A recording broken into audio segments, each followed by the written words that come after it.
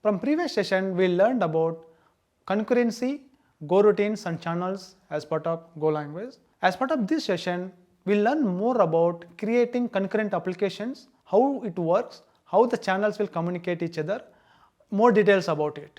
Let us try to understand about Golang, goroutines and concurrency using some examples. So let's see like how we can make it one simple program like here like a swap function. We're calling swap function in main in a for loop. The expected output will be in order actually 0 1 1 2 2 3 3 4 4 5 and so on. So here actually the problem is like the question is like how to make the swap function a concurrent call and make it print all the numbers in any order basically, right?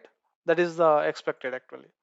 The solution is to handle all the goroutines using wait groups. The solution will be looks like this. We'll see in hands-on when this presentation is done. Another example what I want to discuss here is that implement some simple web server to make the request will be in concurrent way. So in the main function, if you see that we just handling a root level with the handler function. We'll see like how a handler function looks like, and we are trying to create a server with port number 08080. How the handle method looks like. In handle method, creating a channel, and we are trying to start the go routine to process the request, and we are passing the channel. And channel, we will wait for the response to get from the go routine. Basically, once you write some value into the channel, and then it will unblock from the handler to process to write the response back.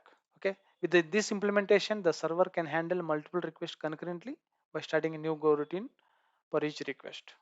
Okay, this code will be looks like this. Let us see how looks like the programs whatever we discussed, and a simple example whatever we discussed. So this example, if you run and see that output will be in a same order because we are just calling in a sequence. So how to make this function, this particular program or this particular swap function call in a concurrent way? So what we can do is we can write one anonymous function, right? And this function can be anonymous go routine actually. So what we can do is we just wrote this one. So now if you try to execute this, what happens? Nothing will be printed, right? So why it is not printing? Because the main function is existing before calling any swap, before completing any go routine basically.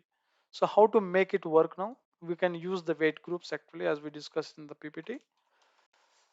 So in the wait groups you can get from the sync namespace.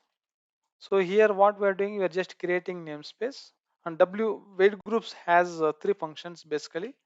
Add. So we are just trying to add how many number of go routines we are going to create, that many numbers we are going to add into the wait group. Now what we are doing inside the go routine is we can defer it actually. Defer done will do. So what is happening here is when this print the swap function return value printed, after that only actually before exiting from this anonymous function, wg done will be done. That's what actually defer will be taken care.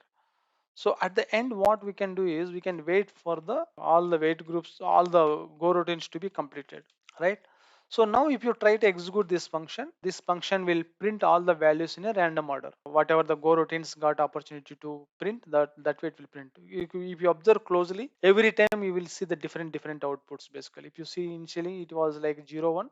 Now you see first go routine got 9 10 actually. So this is what the go routines to understand very simple manner. And another example whatever we discussed is here. So in this one,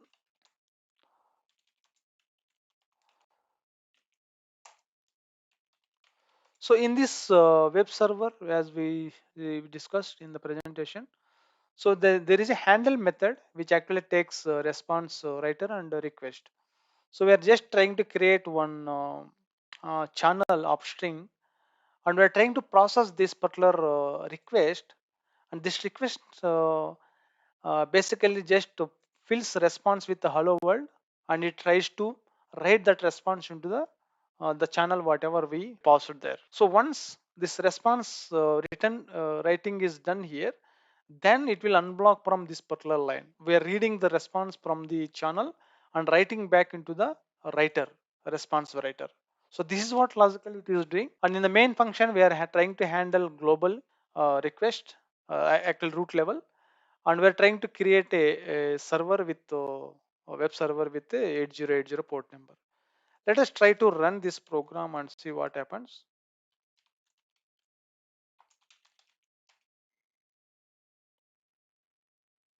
Okay, let us see this. Actually, what we can do is localhost. If you try to do this, this will be printed actually hello world. If you want to change this one, you can try to do some other value. Hello Golang world. Okay, let us try to see this one.